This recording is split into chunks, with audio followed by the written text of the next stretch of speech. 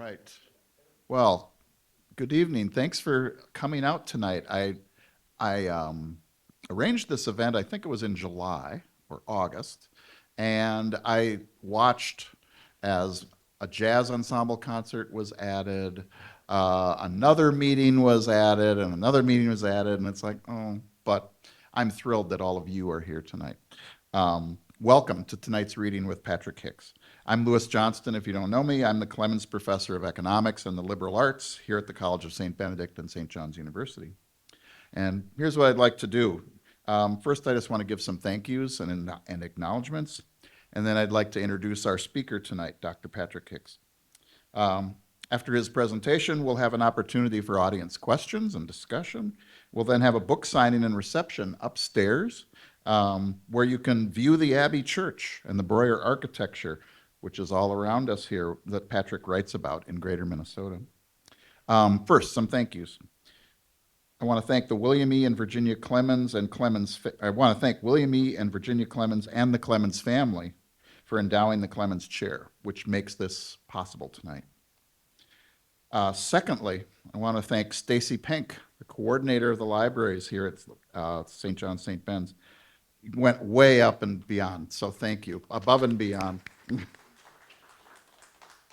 Also want to mention Diana Simmons, who worked on this as well. She's not here tonight, but I'm just very thankful for her.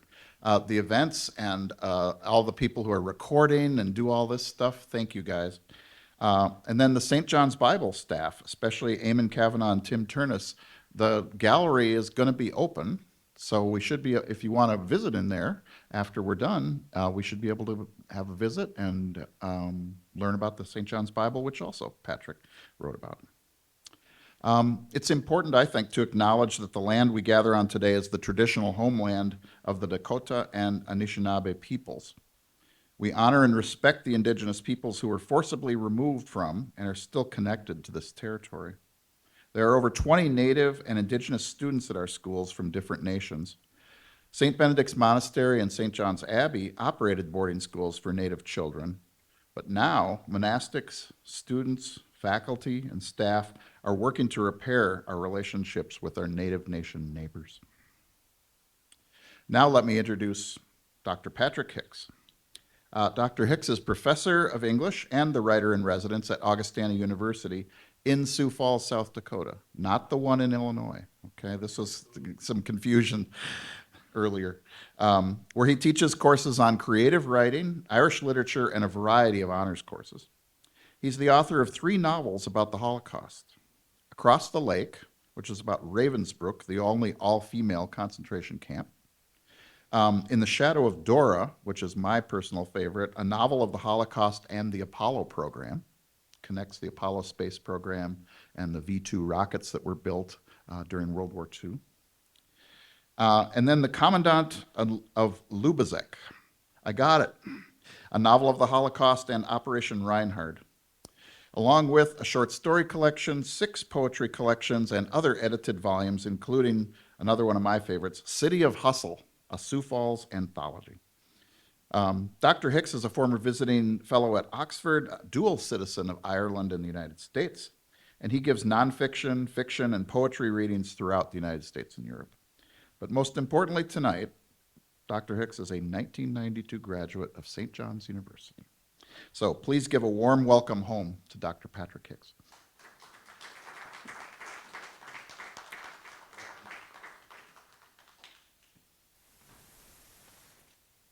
I want to thank you for the gift of your time. You could be anywhere else tonight, but you're here, and I very much appreciate that. I want to thank Louis for inviting me. I know it sounds like a cliche, but it's true. Coming back to St. John's does feel like I'm coming home. It's one of the few places that has grounded me ever since I graduated. So thank you for bringing me home. I got to get my Johnny bread before I head back to Sioux Falls.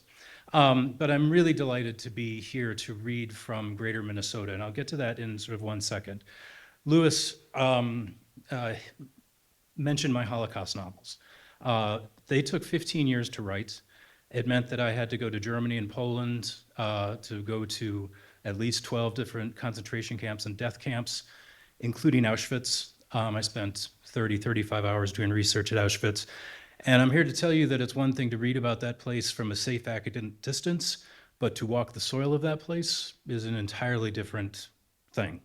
I've stood on the first step going down into one of the gas chambers. It changes you, not to be melodramatic, but it changes you. I interviewed survivors of the camps. I don't know how many documentaries and books that I read, but I mention all of this because I realized I had to unplug from the Holocaust, at least writing about it. I still lecture on it.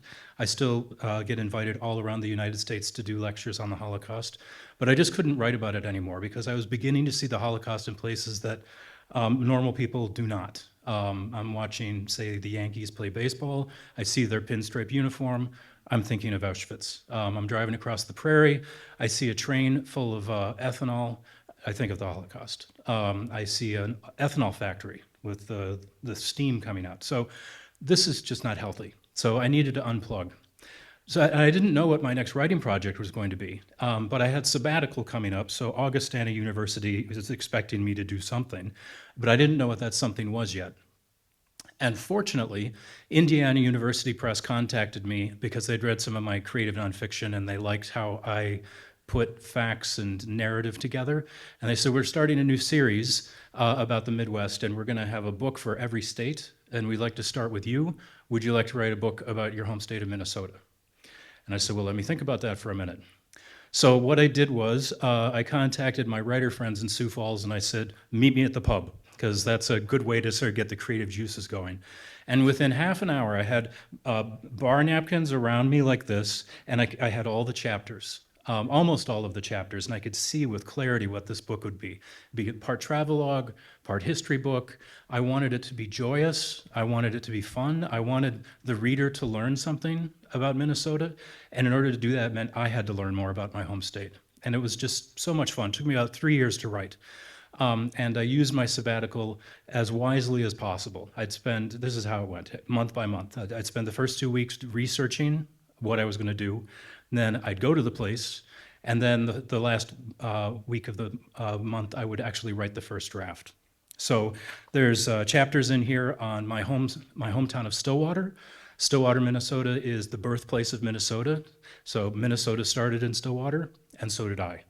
I have a chapter on the Iron Range and the North Shore, the Southwest, a chapter on the Southeast where I talk about the Mayo Clinic and the Spam Museum.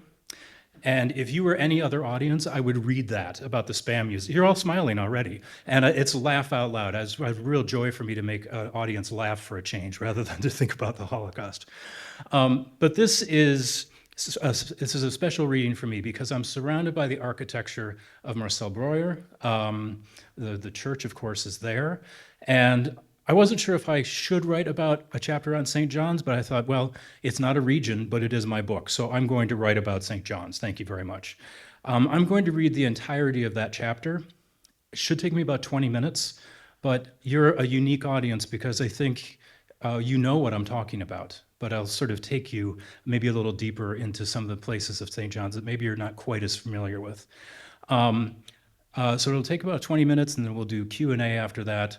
And I want to thank Gary Osberg there. He actually appears in the chapter, so I'll be very interested to hear what you think about how you're portrayed. Well is the answer. You were very, very helpful with the whole Minnesota Public Radio section. So without further ado, I'm just going to launch into the St. John's chapter. St. John's is older than the state of Minnesota. Founded in 1857 by Benedict and monks, it's also easily one of the most beautiful places for higher education in the state and quite possibly the nation. The campus is nestled in 2,700 acres of forest, and there are a number of sparkling lakes, the largest of which is Lake Sagatagan. The environmental practices of the monks have been leading edge from the very beginning, and to this day, motorized boats are not allowed on any of the lakes. They're crystal clear. Canoeing is popular, as are hikes to a remote chapel called Stella Maris, deep in the dense woods. Nearly every building on campus is on the National Registry of Historic Places. When St. John's was being built in the late 1850s, the monks created a kiln and fired their own bricks. A 4-story quad and church were built. So was a refectory to feed students, monks, and priests. A library was constructed, and it was all made from home-killed bricks. Soon, ivy climbed the walls, and although the monks couldn't have known it at the time, they were building an institution that would have deep influences on the state and surprising influences on the nation and indeed the world. The abbey was founded by monks from the order of St. Benedict. This particular monastic community has been around for over 1,500 years and is rooted in the teachings of Benedict of Nursia, who lived in the 6th century and created what would become known as the rule, meaning a way of life. Also known as black monks due to the color of their robes, Benedictines have a deep respect for education. In fact, if it weren't for the Benedictine monks copying ancient Greek and Roman texts, those works might very well have been lost to time. Instead, these monks sharpened their quills, opened their ink pots, and went about the quiet business of preserving knowledge for future generations. Is it any wonder that these monasteries became hubs of education all across Europe? And this is the tradition that created St. John's. Benedictines believe in common prayer, living a simple life, and sharing their property, which makes them communists in a way that would have thoroughly puzzled Karl Marx. We think of communism as a relatively recent philosophy, but the Order of St. Benedict has been practicing it for centuries. The monks mark off the hours by ora et labora, pray and work, and they believe in the virtue of hospitality. That is not some buzzy phrase you might find in the lobby of a motel. The monks really mean it. They believe in welcoming the stranger as if they are Christ. And so St. John's is rooted in a religious tradition that spans 1,500 years, and yet the monks are forward-thinking and want to influence the world of tomorrow. An excellent example of this forward-thinking mindset is when they reached out to famed architect Marcel Breuer and asked him to design a new modern abbey church. It would look like nothing that had ever been built before. Breuer, a Hungarian-German Jew and noted alumni of the Bauhaus, fled Nazi Germany in 1935 and quickly established himself as one of the most influential architects of the international style. He was also a leading figure in Breton Brut, which is French for raw concrete. Buildings were constructed in this particular way, leaving the concrete unfinished and unpainted. It is an architectural statement of form, space, and matter. Breuer was a beloved mentor to his students, even though his English was, by at least one account, terrible. He was equally bad at chess, but he loved to play. His students often let him win because it made him so happy. Construction of the Abbey Church began on May 19, 1958, and lasted until August 24, 1961. When it was finished, it became the first Catholic church in North America built to Vatican II standards. This, however, was a total accident because Vatican II, the papal movement in Rome that reshaped the Catholic Mass and layout of the churches, lasted from 1962 to 1965. By pure happenstance, nothing in the Abbey Church had to be changed, which must have pleased the monk who was in charge of the budget. Breuer's design had the traditional access to the baptistry, nave, and altar, but it was housed inside a huge Breton Brut structure. The soaring concrete walls were formed by massive wooden shells, and even today, you can see wood grain patterns in the concrete. It's a strange sensation. From far away, everything looks cool and hard, but if you get close to the wall, or the massive arched footing that supports the choir loft, you suddenly see what looks like gray planks of wood. There are irregular grain patterns, knots, and even the impression of a few nail heads. For a monastic community that values tradition, the Benedictines at St. John's designed the Abbey Church to be a decidedly non-traditional space. It is modern and striking. It is also known throughout the architectural world as a masterpiece. As Chinese-American architect IMP put it, the church would be considered one of the most famous architectural works of the 20th century, were it not located on an isolated northern plain. This, of course, is almost certainly true. If the Abbey Church were located in Minneapolis or St. Paul, it's entirely possible it would be a destination for tourists. The church can hold 2,000 people, and the monastic community sits in a non-traditional semicircle at the front. The entire north wall is honeycombed stained glass, and the altar, made of Vermont white marble, is under a huge white baldachin that seems to float over the holy space. The monks gather for prayer 4 times a day, and if you find yourself in the church when this happens, it's common for one of them to walk over, welcome you, and ask if you'd like to join the monastic community in the semicircle. If this happens, say yes. You may be invited for Johnny bread afterward, which is baked on a daily basis. It's delicious with butter and monk-made jam. In spite of the bulking size, the Abbey Church feels oddly intimate. There is a sense of calm. The north wall of honeycomb stained glass glows and shimmers. To have the church to yourself is to enter a silence that welcomes you to stay, think, and enjoy the sweet miracle of your existence. But what really makes the Abbey Church exceptional is the bell banner outside the entrance. It is colossal. It is the entrance.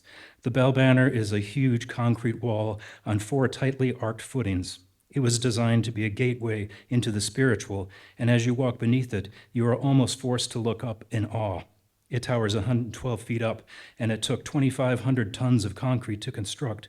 If you're driving towards campus, you'll see the bell banner long before you see anything else. It rises up from the tree line. It dominates the sky. In the center of the bell banner is a massive wooden cross, and below that are 5 enormous bells that ring out the hours. Today, it's impossible to think of St. John's without thinking of the Abbey Church and the bell banner. They are symbols of the place, and yet, when it first opened to the public in 1961, not everyone loved it. One critic sniffed that it was an ecclesiastical garage. Today, the campus of St. John's is a pleasing collision of ivy-covered brick buildings from the 1800s and modern concrete ones from the 1960s. The monks were so impressed with Marcel Breuer that they asked him to design the Alcuin Library, a science building, a new monastic residence, and several dormitories. I know the campus well because I graduated from St. John's, class of 1992, thank you for asking, and I return often. St. John's is one of the few places where I feel a great sense of peace. It's like coming home. On the day I visited, it was blazing hot, a furnace. Sprinklers sent out long arcs of gently fanning water onto the grass. I closed my eyes and listened to the rhythm. Shh, shh, shh, shh, brr, shh, shh, shh, shh, brr. The tone changed whenever a jet of water hit a tree trunk. Crows cawed, flowers were in neat little gardens. It really is a beautiful campus. And because it was summer, there weren't any students around. I had the place mostly to myself, which seemed a shame. There is irony into this, of course. Consider, when college campuses look their absolute best, it's precisely at the time of year when students aren't around to enjoy it. I stood for a long moment and listened to the music of the sprinklers. I walked up the stairs to the Abbey Church and paused beneath the bell banner.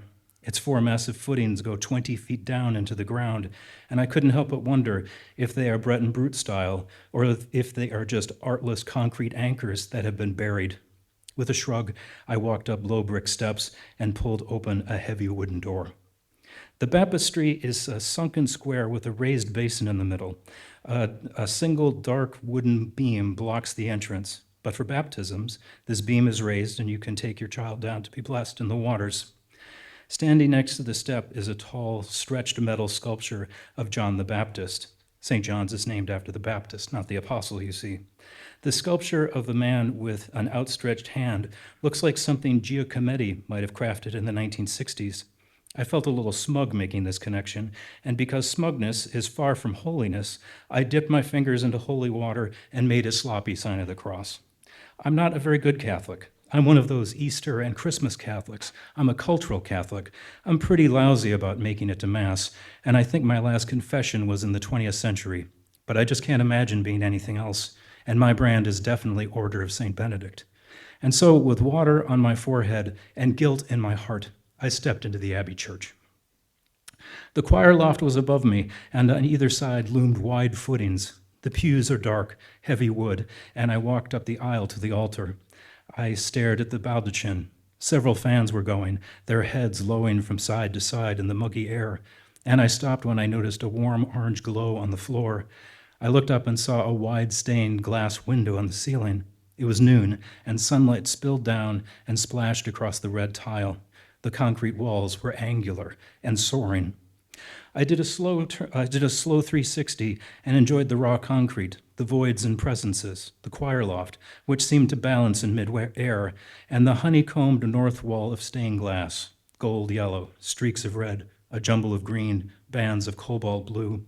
The wall glistened in the sun like a beehive of stone and light. I had the whole church to myself, until, suddenly, I didn't. A middle-aged woman in slacks and a tan blouse walked down a side aisle, her footsteps echoing off the walls.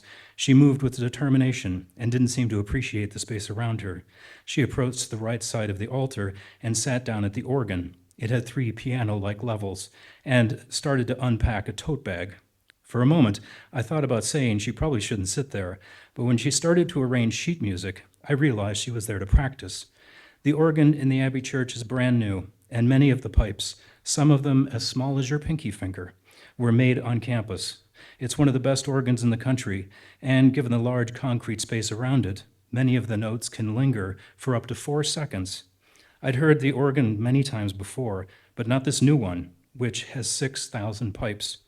I moved to a pew and sat down. I scribbled in my notebook about what was around me. Several fans, angular concrete walls, beehive of stone and light, red scrim. An explosion of notes filled the church. As her fingers danced on the keyboards, low notes rumbled through my ribcage. Bright notes butterflied around the ceiling. It was like a musical dam had broken open and notes were flooding the church. It was marvelous, a private concert just for me. I put away my notebook, leaned back, and saw no reason to leave anytime soon. So I didn't. You can't write about St. John's without writing about the Bible. As unlikely as it sounds, St. John's commissioned the first handwritten Bible in over 500 years, and it is simply breathtaking. Work began in 1998, and it was completed at a cost of $8 million in 2011. It is 1,100 pages long, covered in gold and platinum leaf, and daubed with vibrant inks. Quite simply, it is a monumental achievement, and although St. John's Bible is firmly rooted in Benedictine spirituality, no surprise there, it also celebrates other faith traditions. For example, in the book of Psalms, prayers are visually represented as sonograms on the page. Many of these prayer chants and mantras are Jewish, Lakota, Muslim, Sufi, Taoist, and Hindu, and it's all delicately rendered in ink. This Bible joins a long line of illuminated handwritten manuscripts. The most famous of these would probably be the Book of Kells, which is permanently housed in Trinity College, Dublin. The Book of Kells contains the 4 Gospels, and surrounding the text are lavish decorations and fine artwork. It was created by 3 artists sometime in the 800s, and for centuries it was kept in the Abbey of Kells before it was moved to Dublin for safekeeping. The Book of Kells is 1,200 years old, but it's not necessarily age that makes it so captivating. It's the Celtic drawings inside. Tight knots, intricate artwork, and playful animals are on every page. I mention this because the St. John's Bible is referred to as America's Book of Kells, and that it surely is, because both sacred texts are illuminated manuscripts. This has little to do with the artwork on each page, and much more to do with the gold leaf on nearly every page.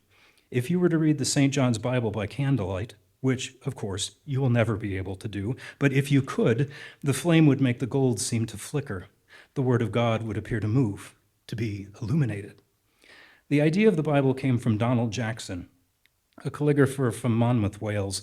Jackson is considered one of the best in the world. As a child, he dreamed about creating a handwritten Bible. It was an audacious idea, and it seems a good place to begin our story. By the 1970s, calligraphers were beginning to worry about something called the personal computer, putting them out of business. Why pay for a calligrapher when you can print out whatever you want in whatever font you want? How would calligraphers survive? In 1981, a convention was planned in Minneapolis, and the organizers knew they needed a big name, someone with star power, to draw in crowds of professional calligraphers. They reached out to Donald Jackson, who was the scribe to the House of Lords and Queen Elizabeth II, and asked if he would be the featured speaker. Jackson said yes. Splendid, the organizers must have said. But where to hold the convention? They needed someplace cheap, but as they weighed their options in the Twin Cities against their budget, they realized they needed to look elsewhere. Then, one of the organizers suggested having it at St. John's. With the students gone for the summer, there would be plenty of housing, the food in the refectory is excellent, there would be plenty of parking, and so 500 calligraphers from all across North America stayed on campus. Jackson fell in love with St. John's because it was a place that deeply respected the book arts. He also realized the monks of St. John's don't think in terms of decades, they think in terms of centuries. He was dazzled by the Abbey Church, and an idea began to percolate in his imagination. If the monastic community embraced such a bold architectural vision, maybe they would embrace his wild childhood dream of creating the first handwritten Bible in over 500 years. In 1995, he formally suggested the idea to St. John's. It took 15 years to complete, and it involved 23 artists. It also involved a lot of donors, 1,400 in total. Some gave tens of thousands of dollars, while others gave what they could. A Boy Scout troop donated $5 to support a single line in the Gospel of John. It is a common misconception that the Bible was created at St. John's, but it wasn't. The whole project was done in Wales, in a modern studio. And yet, it was a studio that would mostly be familiar to medieval scribes. It had racks of ink, quills fashioned with goose and swan feathers. It would be familiar to the medieval scribes. The monks paid frequent visits to Wales, and there were phone calls to make sure the Bible reflected Benedictine values while also being open to other faith traditions. Those working on the Bible must have thought about the Book of Kells. Maybe they were creating something that would be treasured 1,000 years from now. On May 9, 2011, the last page was carried into the Abbey Church by Donald Jackson and his wife. A huge crowd was in attendance. The final page was gently laid on the altar, and then, together, the abbot and the president finished the very last letter with 2 neat daubs of ink. Since then, the Bible has toured North America and Europe, and it has been seen by over 2.5 million people. This includes 3 popes and the Archbishop of Canterbury. I've seen the Bible several times. However, I wanted to learn more, so I reached out to the man in charge of it all. Tim Terns met me at the entrance of the library, and he walked down the stairs to the gallery that holds the Bible. He looks like he's in his late 50s, he's quick with a smile, and he's clearly at home in the space around him. He's been the director of the Bible for over 2 decades, and he's traveled with it extensively. We chatted about how to transport something so precious, and how you go about declaring the Bible when you pass through customs in the United Kingdom. The answer? Be prepared for it to take a while. He showed me a display case that held a small Quran that dated back to the 1700s. The Iranian owner had written on every single page in careful Arabic. Clearly, this was an important and sacred book for someone who lived 300 years ago. It was an extension of his personality. Tim then showed me a glass case that held a Torah from Syria, also from the 1700s. I didn't realize it at first, but Tim was trying to tell me that the Torah, so huge and immense it needed to be unrolled by several people in order for it to be read, is part of the thinking behind the St. John's Bible. It's about community, he said, adjusting his stylish glasses. That Quran was valuable to one person, and this Torah was designed for many people to read it at once. He motioned for me to lean in and take a closer look. Neat, precise Hebrew flowed on cracked parchment. That's why the pages of the St. John's Bible are so huge, he explained. It invites people to lean in together and have a shared experience. We considered the Torah for a little longer and then walked to the gallery that houses the Bible. Tim designed the gallery itself. He was the one who personally created its layout and aesthetic, and it opened in 2017. Since then, roughly 15,000 people have come to St. John's to view the Bible. Tim opened a heavy wooden door. The gallery was smaller than I was expecting, and the cement walls were painted dark gray. This meant your eyes were immediately drawn to the pages of the Bible. Single pages were in glass cases, and they seemed to float in midair. The light in the room was low, except for the pages themselves, which were well illuminated in both the medieval and modern sense. Each page was 2 feet tall and 3 feet wide. The pages are vellum, and when you step closer, each page fills up your field of vision.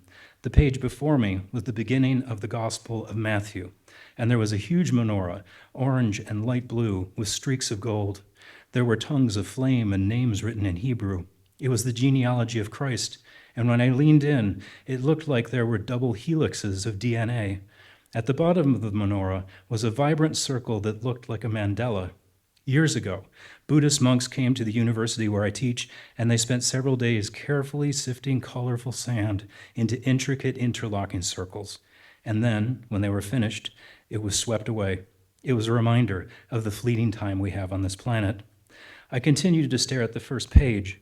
There were winged golden birds near the candles, which suddenly began to look more like branches. The menorah now began to look a lot more like the tree of life to me. When I resurfaced to the world, Tim nodded to the page. It's important to realize that this isn't a picture Bible. The art is here to invite people to spend time with the Bible. The art is designed to provoke questions, which leads to asking more questions. What do you think this means? What do you think that means? In other words, the art creates community. And that is precisely what happened because Tim asked me what I saw. We had a pleasant back and forth about what was on the page in front of us.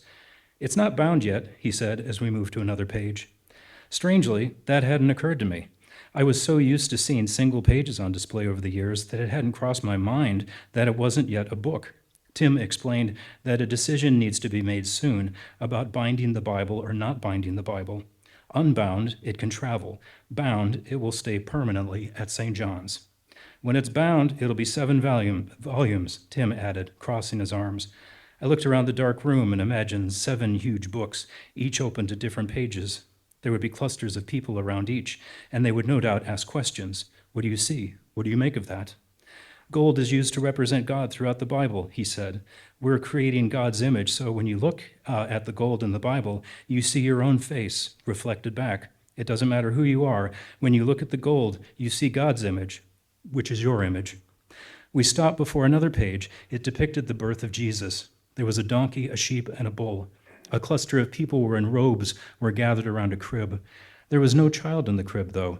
Instead, there was a thick band of gold that fell from the top of the page all the way down into the crib. Winged smudges, angels perhaps, were around the shaft of godly light. Christmas in the desert, a new beginning, the birth of the Messiah. I tried to see my face in the golden light, but I couldn't. As if reading my mind, Tim said, "The display lights make it hard to see yourself. But if the glass wasn't here, you'd see yourself on that page." I wondered what it would be like to look like in candlelight. Another thought came to me. What happens when a mistake was made? I asked. I didn't bother asking if mistakes were made. Over the span of 1,100 pages, someone had to screw up. Someone had their stomach tighten and their palms get sweaty. I'd like to think they said something under their breath like, "Ah, crap." You could scrape the ink off, that would be an easy fix, but if, say, you forgot an entire verse, what then? Tim smiled and motioned for me to visit another page. "Look," he said, "when that happens, you can write the missing verse at the bottom of the page and then artistically draw an arrow pointing to where it should be. This is called a sign of return, and there are several of them in the St. John's Bible. Sometimes, if the artist was feeling whimsical, they might draw a bumblebee using a pulley to show where the missing verse should be. There are also signs of return carried by birds and lemurs. I think there's something wonderful about mistakes being turned into art, a redo, a mulligan, a form of redemption. As for the missing verse, well, it has now received even more attention." We walked around and looked at tools that were used to create the Bible in Wales. While we talked, a steady stream of people came into the gallery that Tim had created. They nodded to each other, whispered, and pointed at pages. They asked questions. They leaned in. I looked at Tim, who saw all of this. He was smiling. I have a section on Himmel, but I'm going to skip over that for the sake of time, because it's taken a little longer than I thought. But here's the time for Gary. St. John's is also the birthplace of Minnesota Public Radio. As strange as it sounds, what happened in a small studio on the 3rd floor of Wimmer Hall created the template for NPR and later what would become National Public Radio. From those humble beginnings, NPR has grown to 45 stations and now reaches 6 states. It all started when Father Coleman Barry chose an undergraduate named Bill Kling to get the station off the ground. There would be no ads, and the budget would rely on goodwill donations from listeners. It must have seemed like a crazy idea at the time. And so, on January 22nd, 1967, St. John's began to air Minnesota Educational Radio. The call sign was KSJR, K, St. John's Radio, and it could be found at 90.1 FM. And what were the very first words spoken on this new adventure in radio? The truly wonderful. "Heed my words, Earth people, you have 10 minutes to live." A sophomore named Gary Eichten was roped into the project, and he played polka from such acts as the Six Fat Dutchmen, along with classical music, news, lectures, jazz, poetry readings, and live broadcasts of Johnny football games. Eichten's first day on the job was April Fool's Day, and the irony of this could not have been lost on him. In time, the small team of undergraduates would create a Saturday show called Das Biergarten, which played German polka and folk music. Between them, they would create the foundations of what would become Minnesota Public Radio. And it has to be said, they had no clue what they were doing, but it was exciting to build something so new and informative.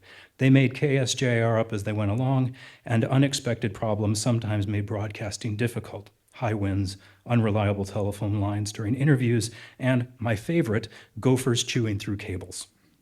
2 years later, a young man named Garrison Keeler was hired. He had recently graduated from the University of Minnesota, and he was expected to host a weekday afternoon broadcast called A Prairie Home Entertainment. Music was played, and over time, Keeler began to talk about his fictitious hometown, Lake Wobegon. This small place was inspired by his real hometown, Anoka, as well as the area around St. John's. If Lake Wobegon actually did exist, it would be a short drive from campus, maybe 15 minutes or so. Of course, Keeler's show was renamed A Prairie Home Companion, and it became a huge national success. As the popularity of KSJR started to increase, it was decided that a larger tower was needed to reach more listeners, and the logical place for a new home should be the Twin Cities. The enterprise was renamed Minnesota Public Radio on January 1st, 1975, and all operations shifted to St. Paul. Now, each week, some 20 million listeners tune into NPR's national programming division, American Public Media, and shows are broadcast on National Public Radio, affiliates across the country. This crazy idea from Father Coleman Barry is now a daily part of life for millions. The founding of KSJR might well be the most influential thing St. John's has done for the state and, indeed, the nation. I wanted to see where it started, and this meant getting into the original studio in Wimmer Hall. Throughout the first half of the 20th century, this building was the main library on campus, but when the Alcuin, designed by Marcel Breuer, was opened in 1966, everything was transferred, box by box. With the books gone, there was space for a radio studio. As I was preparing for my research trip to St. John's, there was some debate among the people I pestered via email. Some thought the old NPR studio had been closed. Others thought it was open, but with a skeletal crew. Another person suggested that the space had been converted into administrative offices. Everyone I emailed told me I should get in touch with a man named Gary Osberg to find an answer. So I did. He agreed to meet me in the Great Hall, and when he did, he approached with his hand outstretched with a large smile. He wore a festive blue paisley shirt. He was talkative, warm, and full of energy, all of which I appreciated. He has been managing advertising spots at NPR for over 25 years, and the job suits his personality, I think. Although of retirement age, he joked that he needed money to fund his cabin. We took the elevator up to the third floor. He has a bad back, he said, and he opened a glass door. I had expected to see a studio, but the office space I entered was large and welcoming. Old NPR coffee mugs were on display, and there was a framed telegram from Western Union dated January 20, 1967, from the Federal Communications Commission granting permission for KSJR to begin transmitting. There were also signs reminding me to wash my hands and wear a mask. Signs of the COVID-19 pandemic were still around the office, even though the rest of the country had already put that deadly event in the rearview mirror. A plastic jug of disinfectant was on a counter, and Gary gave his hands a few squirts. I did the same. "Hardly anyone comes in here," Gary said, pointing to the visiting log, and he told me to sign in. I looked down and saw that only 3 people had been in the studio in the last 6 months. I was number 4. "It's a ghost town," Gary added. I'm not sure I can take these mask signs down or not, so I figured let them stay up." We went down a narrow hallway, and Gary steered me into his office. He mentioned how he used to work for Xerox, selling machines, until he was laid off. The NPR job suited him because he enjoys sales. There were Target figures on a corkboard near his desk, and I could see how his natural friendliness and charm would be helpful for sales. Before we met, he had been unparalleled in helpfulness. He sent me articles about the early days of KSJR and NPR. As I sat in his office, I got the sense that he gets things done and that he doesn't have much time for lazy. He explained that although KSJR doesn't do live broadcasts anymore, it does have a 100,000-watt tower that beams NPR across the middle of Minnesota. Due to federal law, KSJR is also the official backup for St. Paul if something were to happen. What that might be conjured up alarming scenarios in my head: tornadoes, terrorists, an inferno. Things would have to be pretty bad in St. Paul, that's for sure. Well, Gary said, standing up, the studio's this way. We went down a white-walled hallway, and it became clear that the studio at St. John's was much bigger than I imagined. There were empty offices, a kitchen, a large conference room with a huge wooden table. At the end of the hall, we came to the studio, or rather, two studios. The one on the left was where the shows and interviews were done, and the one on the right was for the producers. A huge window allowed them to view each other.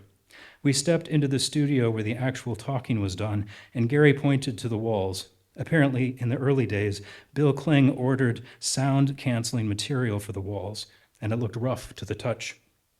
If you stand in the middle of this studio, there is zero echo, Gary said, taking a few steps back. I did the same, and I looked at an enormous empty bookshelf that covered the entire back wall. Gary must have seen my eyes move to it because he said, "That's where the albums used to be stored." They had all been taken away shortly before the pandemic, and no one knows exactly where they are. But who plays records nowadays except for audiophiles and collectors? Everything was digital. Still, there was something sad about all those jazz and classical records simply being hauled away to God knows where. Gary nodded to a long wooden desk that had a lone red chair in front of it. There was a computer and several microphones on an extended arm. There was also an enormous poster of the state of Minnesota, circles pooled out from radio transmitters. There was a plastic sign that said "On Air" on one side and "Stand By" on the other. Presumably they lit up. The desk with the microphones looked into the other studio, and it was obvious the announcers would be face-to-face with the producer, with the window separating them. "This is where Keeler broadcast," Gary said, sitting down. It was strange being in the studio where Prairie Home Companion was first created and broadcast. I have to admit, I was never a fan of the show because it always made Minnesotans seem a bit dim, a bit too folksy, and the Norwegian stereotype didn't mean much to my Irish background. Plus, I grew up in the 1970s and 80s on a steady diet of hard rock, Monty Python, and irony. I knew Prairie Home Companion was popular, but it was a popularity that mystified me. We moved into the second studio where the producers would have sat. There was a large desk, a computer, and several mics. Gary mentioned that broadcasting can still be done at any time from this studio. It's state-of-the-art. But in spite of that, everything felt ambered in time. The original desks, the sense that humans aren't in these spaces very often. There's also two gray clocks from the 1960s on the wall. It was odd seeing old clocks working perfectly for a studio that felt so lifeless. KSJR felt more like a museum than a studio to me. I tried to imagine the early days of excitement when everything was possible. It was run by college kids. When KSJR first aired in 1967, the Cold War was red hot, and it wasn't all that clear that America would land on the moon, especially after a fire blazed through the capsule of Apollo 1, killing all 3 astronauts. Vietnam was raging, civil rights, MLK, RFK had yet to be assassinated, the Beatles were still together. I looked at the perfectly running clocks. Everything felt frozen in time. For me, this is one of the few spaces at St. John's that feels old and outdated, which is really saying something for a religious community that draws nourishment from a tradition that is 1,500 years old. From the speaker on the wall, the headlines were announced on NPR, and in the studio where it all started, I stood and listened to the news of our century. I went back out into the heat and the sprinklers. It was a windless day, and there wasn't a cloud in the sky. A few student workers tended a garden, and up a wide brick path another student drove a green gator that had racks and bags of fertilizer in the back. I looked up at Wimmer Hall. The bricks were covered with ivy. Yes, I thought, looking around, it is really a gorgeous campus, and such a quietly influential place. That's certainly true for this graduate. I wouldn't be the writer I am today without 2 teachers who had an outsized impact on my understanding of the written word.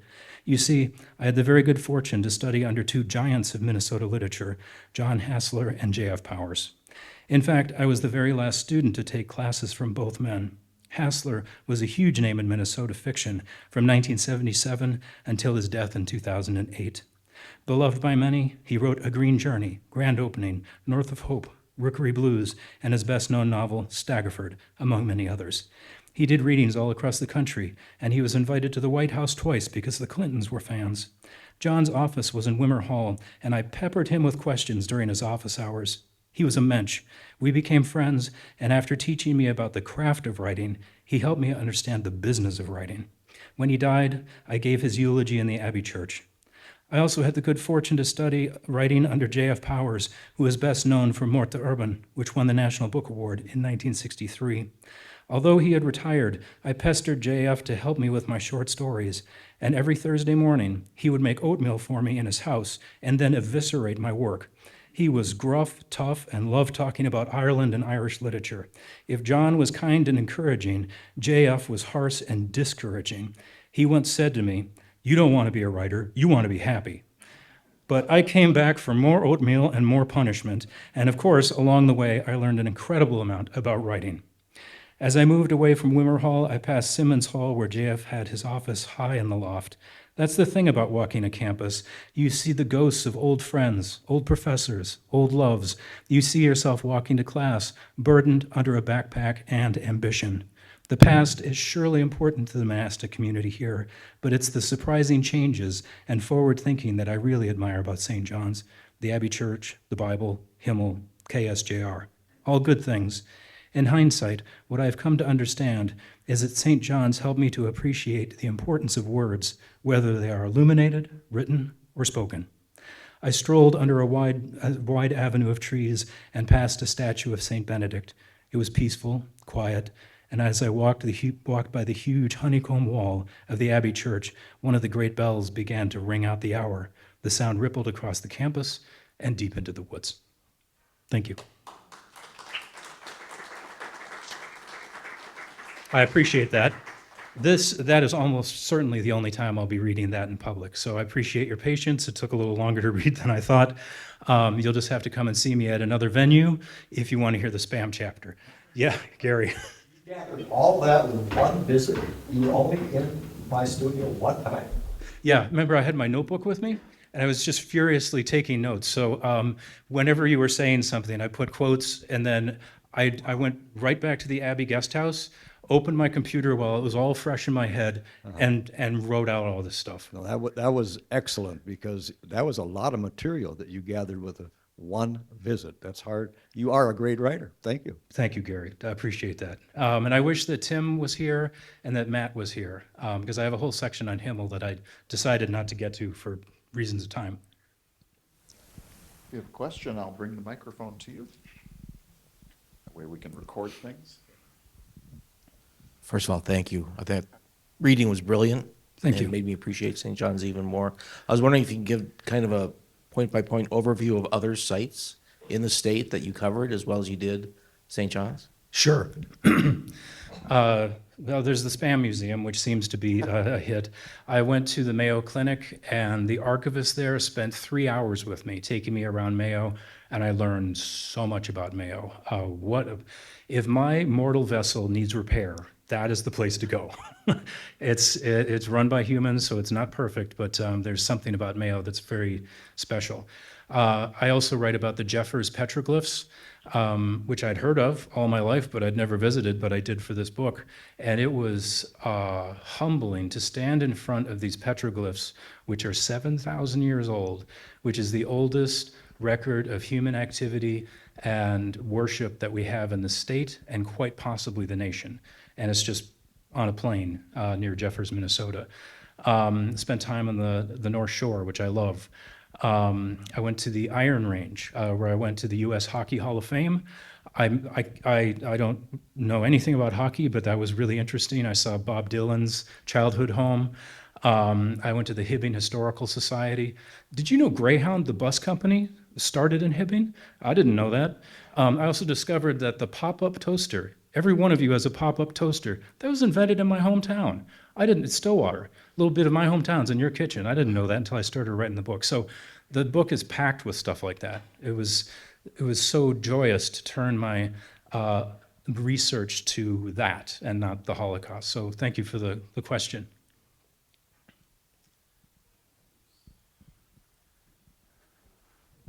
Thanks.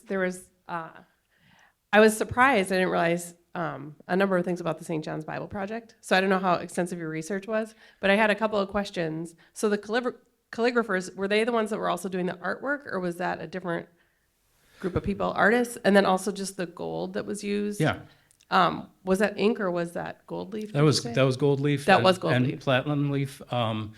They had a team of calligraphers and a team of artists. And after this, I mean, you'll be able to see the St. John's Bible. It's really pretty extraordinary. I think Lewis is seeing if it's open. Why? Yeah, I knew there was art. I just didn't know who did.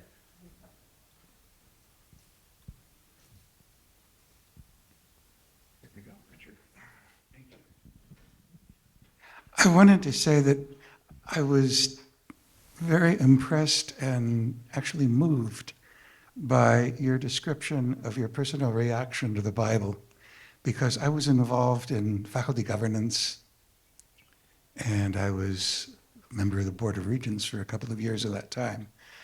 And I remember well the words of one colleague who told the story of how he had once said to Brother Dietrich, president at the time, "You know, Dietrich, there are some very good reasons why there has not been a handwritten Bible for 500 years." The costliness of that thing gave rise to no small anxieties, and there were serious people who had serious misgivings that it might just pull us down. Yeah.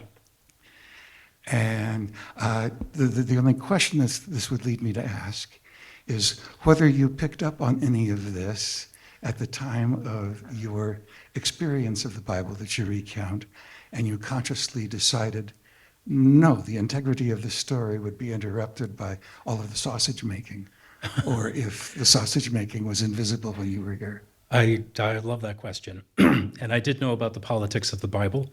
I was in Hillary Timish's office, and the Bible was being constructed. And I said, "This seems like a wonderful thing." And I don't think he'd mind me saying, he's like, "I don't." And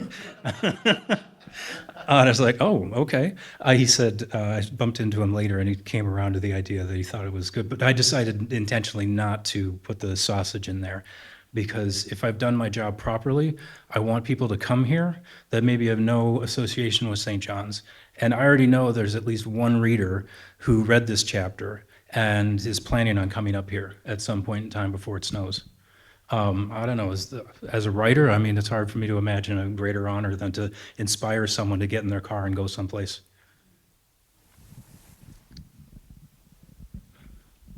Thank you. I appreciate the reading. I read this chapter this morning for the first time. It was really a Thank pleasure you. to hear you read it in your voice. Thank you. It really brought it home. I wanted to ask about process a little bit. In writing creative nonfiction, particularly with some of the chapters like this one that are very close to you personally, how do you decide between telling a not dispassionate but a objective story from the outside versus bringing yourself into the narrative?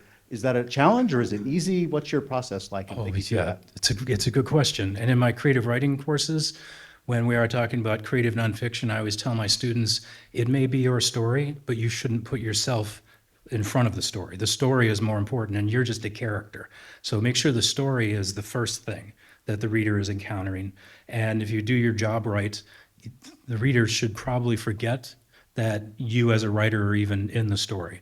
So I would insert myself only in times, well, for dialogue, conversation, but also when I wanted to have the reader understand the physicality of a space, like how hot it was the day I was here, the fans going back and forth. I didn't have to say it was hot, it's just things like that.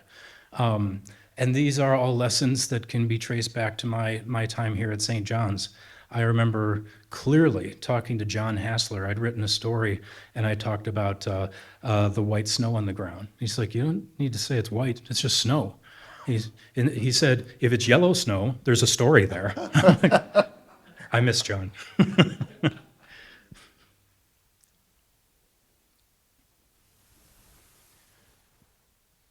I was going to say, I have a question. Yeah. We've spent a lot of time together today, and one of the things that we kept making jokes about was that the next book is going to be called Even Greater Minnesota. That's what I'm thinking And so what are some of the things on your list that you might want to discover and look into and go into more deeply in terms of even Yeah. greater? I have the table of contents down here at my desk in a drawer, and I haven't looked at it for a while, but I know the Hinckley Fire is on there.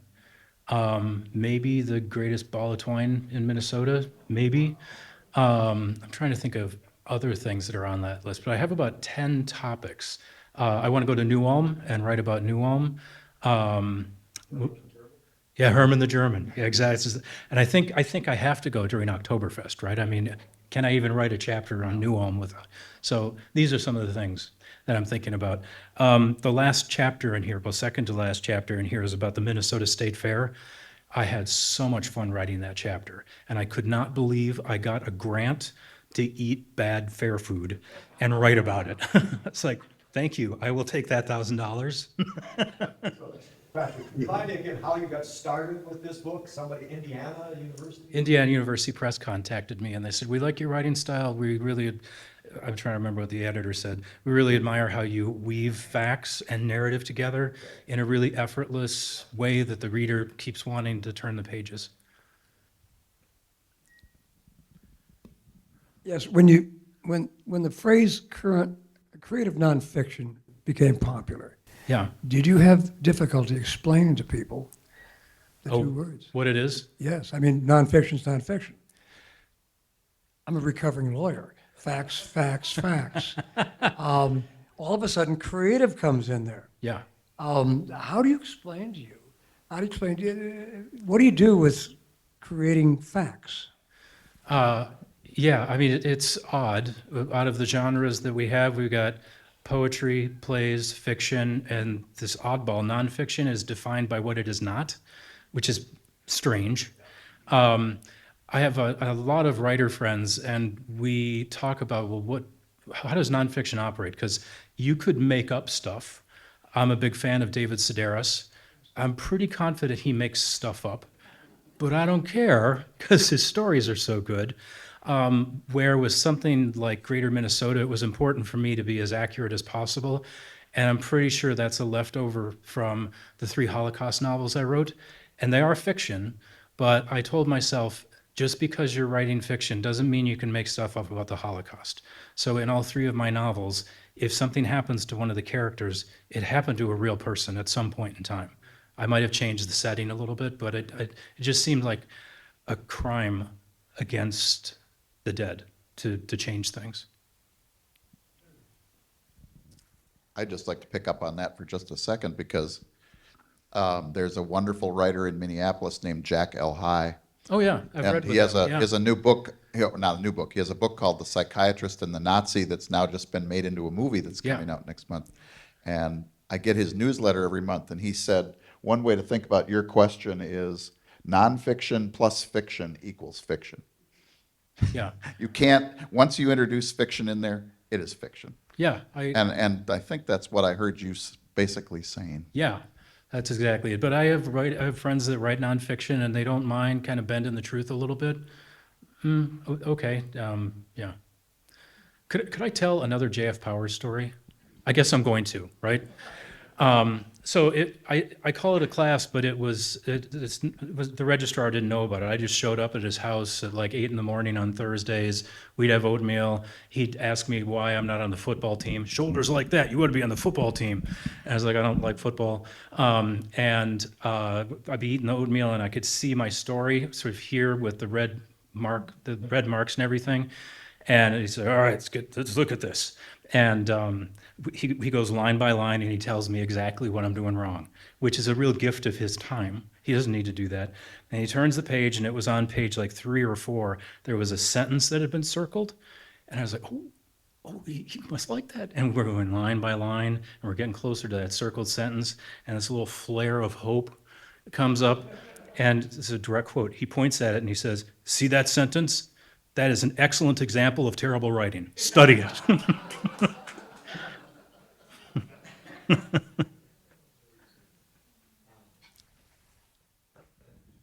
I was wondering if you could tell a little bit about, for the people here, where we went this afternoon.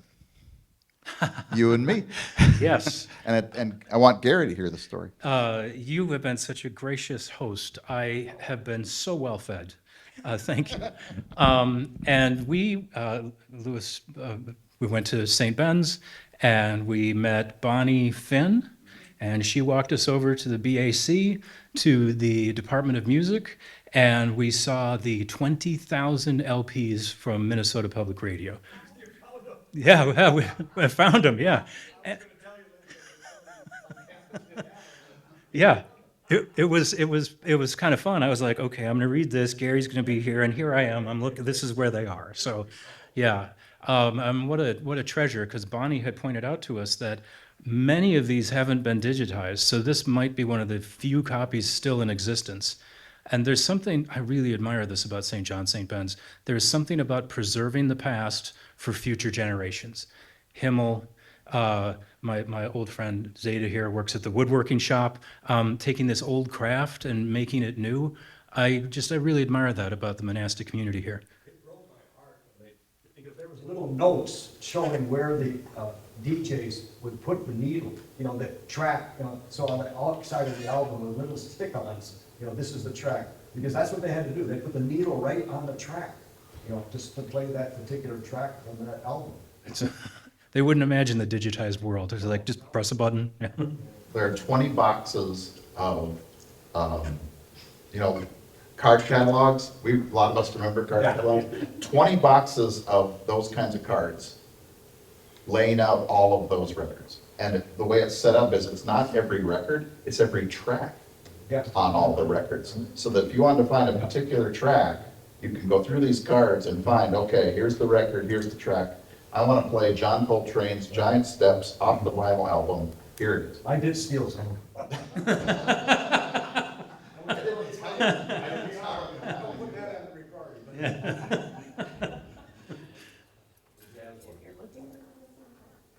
Well, thank you so much for coming. Thank you. Yes, thank you. We can go upstairs. I do appreciate the gift of your time. Thank you.